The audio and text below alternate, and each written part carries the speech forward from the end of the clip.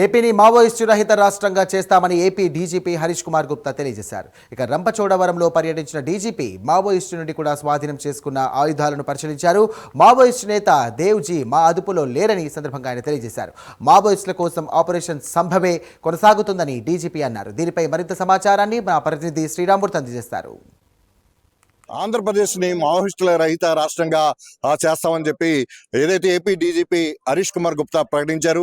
ఇక్కడ రంపచోడవరంలో ఏదైతే ఇక్కడ ఈ మావోలు మొన్న జరిగిన ఎన్కౌంటర్ లో 13 మంది మృతి చెందిన పరిస్థితి ఉంది. ఈ నేపథ్యంలో ఇక్కడ పోలీస్ యంత్రాంగం అంతా కూడా ఇక్కడే పూర్తి నిఘా పెట్టి ఉంచిన పరిస్థితి. ఈ నేపథ్యంలో హరీష్ కుమార్ గుప్తా ఇక్కడికి రంపచోడవరంలో చేరుకొని ఏదైతే మావోల నుంచి స్వాధీనం చేసుకున్న తుపాకులు, అలాగే AK-47, అలాగే మందు కూడా కొంత సామాగ్రి కూడా, అది ఏదైతే మందు పాత్రకి సంబంధించిన కొంత సామాగ్రిని కూడా ఇక్కడ స్వాధీనం చేసుకునే పరిస్థితి ఉంది. వీటన్నిటిని కూడా ఆయన పరిశీలించడం పాటు AK-47 పట్టుకుని కూడా ఆయన పరిశీలించిన పరిస్థితి ఉంది. అయితే ఈ సందర్భంగా ఏదైతే హరీష్ కుమార్ గుప్తా మాట్లాడుతూ ఈ రాష్ట్రంలో ఏదైతే మావోయిస్టుల కదలికలు ఉన్నాయో మొత్తం మార్చి నెలాఖరికల్లా మొత్తం పూర్తి చేస్తాం, ఎక్కడ కదలిక లేకుండా చేస్తాం, కేంద్ర ప్రభుత్వం ఇచ్చిన ఒక టార్గెట్ తోటి మేము ముందుకెళ్తామని చెప్తున్నారు. అయితే ఇంకా కూమింగ్ అనేది ఆపరేషన్ సంభవం అనేది కొనసాగుతూ ఉందని చెప్పేసి చెప్తున్నారు. అయితే కొన్ని డీటెయిల్స్ చెప్పడానికి మా దగ్గర ప్రస్తుతం అందుబాటులో లేవు. అయితే ఏదైతే చేపట్టామో ఈ ఆపరేషన్ సంభవం అనేది మాత్రం కొనసాగుతుందని చెప్పారు. అయితే తమ ఆధీనంలో ఏదైతే దేవ్జీ పోలీసుల ఆధీనంలో ఉన్నారని చెప్తున్న సమాచారాన్ని ఆయన ఖండించారు. ప్రస్తుతం అయితే మావోలు ఎక్కడున్నా సరే ఏరివేతకు మాత్రం పోలీస్ యంత్రాంగం కూడా సిద్ధంగా ఉందని చెప్పిన పరిస్థితి ఉంది. మనం ఇక్కడ చూస్తున్నాం, చాలా వరకు AK-47 అలాగే అక్కడ లోడ్ చేసే సంబంధించిన తోటాలు కూడా ఇక్కడ ఉన్న పరిస్థితి ఉంది. AK-47తో పాటు మరికొన్ని తుపాకులు కూడా ఇక్కడ మావోయిస్టుల నుంచి స్వాధీనం చేసుకున్నారు.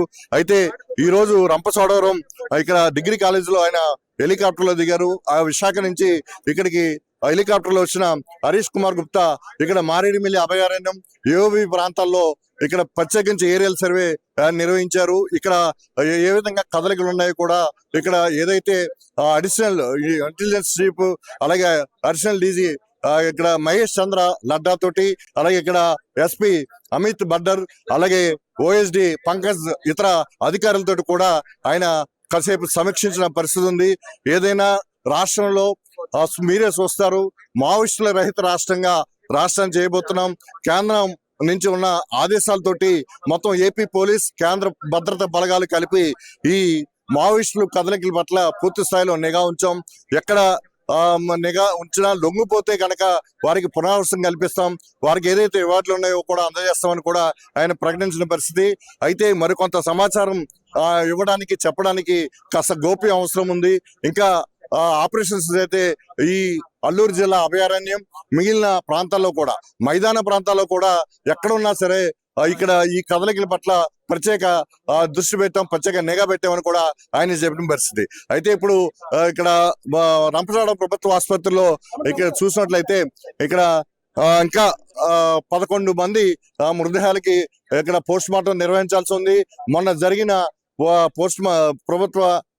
రంపచోడవరం ప్రభుత్వ ఆసుపత్రిలో ఎడ్మా ఆయన సతీమణి రాజీకి సంబంధించిన మృతదేహాలకి పోస్ట్ మార్టం పూర్తయితే రాత్రి వారు ఛత్తీస్గఢ్ సుక్మా జిల్లాకి పోర్తి గ్రామానికి తరలించిన పరిస్థితి ఉంది. అయితే మిగిలిన నిన్న జరిగిన టెక్ శంకర్ సంబంధించిన సోదరుడు కూడా వచ్చి ఇక్కడ ఈ పోస్ట్ మార్టం దగ్గర ఉన్నారు. అయితే పోస్ట్ మార్టం చేసిన తర్వాత ఎవరైతే మావోయిస్టులు మృతులు ఉన్నారో వారు బంధువులకి అప్పగిస్తామని చెప్పేసి కూడా ఇక్కడ పోలీసులు చెప్పిన పరిస్థితి. ఇంకా ఆసుపత్రి దగ్గర ఇంకా బంధువులు అందరూ వేచి చూస్తున్న పరిస్థితి ఉంది. ఇంకా పూర్తి స్థాయిలో 11 మందికి కూడా ఇంకా పోస్ట్ మార్టం ఇంకా పూర్తి కాలేదు. ఇది రేపు కూడా కొనసాగే పరిస్థితి కూడా ఇక్కడ కనిపిస్తుంది. ఇది ప్రస్తుతం ఏదైతే అల్లూరు జిల్లా అభయారణ్యంలో, అలాగే మారేడుమిల్లి దండకారణ్యం, మిగతా AOB ప్రాంతాల్లో మావోయిస్టుల కదలికలు, అలాగే రెండు ఎదురుకాల్పుల్లో జరిగిన 13 మంది మృతి నేపథ్యంలో ఇక్కడ నెలకొని ఉన్న తాజా పరిస్థితి. కెమెరా రిపోర్టర్ ఉదయ్తో శ్రీరామూర్తి, ప్రైమ్9 న్యూస్, రంపచోడవరం నుంచి.